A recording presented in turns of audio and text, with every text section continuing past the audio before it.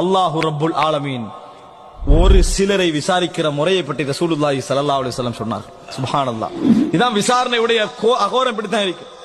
ஒரு சிலரை விசாரிக்கிற முறை பற்றி ரசூலுல்லாஹி ஸல்லல்லாஹு அலைஹி வஸல்லம் சொன்னார். அல்லாஹ் ரப்புல் ஆலமீன் அழைப்பான், ஒரு திரையிடுவான்.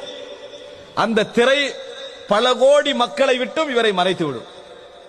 அந்த திரை பல கோடி மக்களை விட்டு மறைத்து விடும். ரசூல் ஸல்லல்லாஹு அலைஹி வஸல்லம் சொன்னார்கள், அல்லாஹ் அந்த பாவங்களை எல்லாம் ஏட்ட எடுத்து போடுவான்.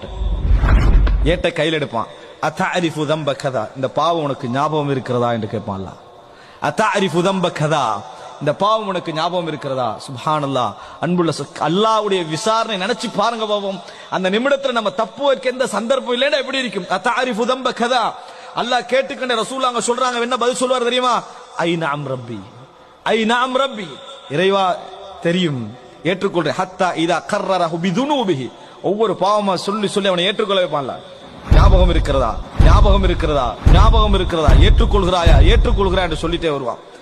அவ எந்த அளவுக்கு அல்லாஹ் அந்த விசாரிப்பான் தெரியுமா?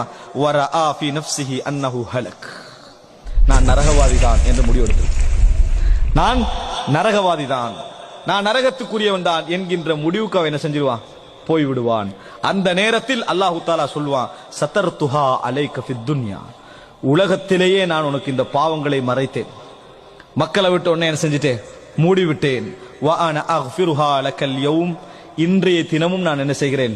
இந்த பாவங்களை உனக்காக நான் மன்னித்து விடுகிறேன், மறைத்து விடுகிறேன். சொர்க்கத்துக்கு போன அல்லாஹ் தஆலா சொல்லி விடுவான்.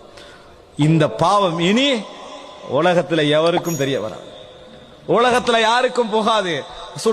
சகோதரர்களை நினைத்து பாருங்கள், அல்லாஹ் விசாரிச்சுட்டு மறைச்சிட்டா சித்திர், அதுக்கு பின்னால என்ன செஞ்சிருவான்? சொர்க்கத்துக்கு போய் விடுவான்.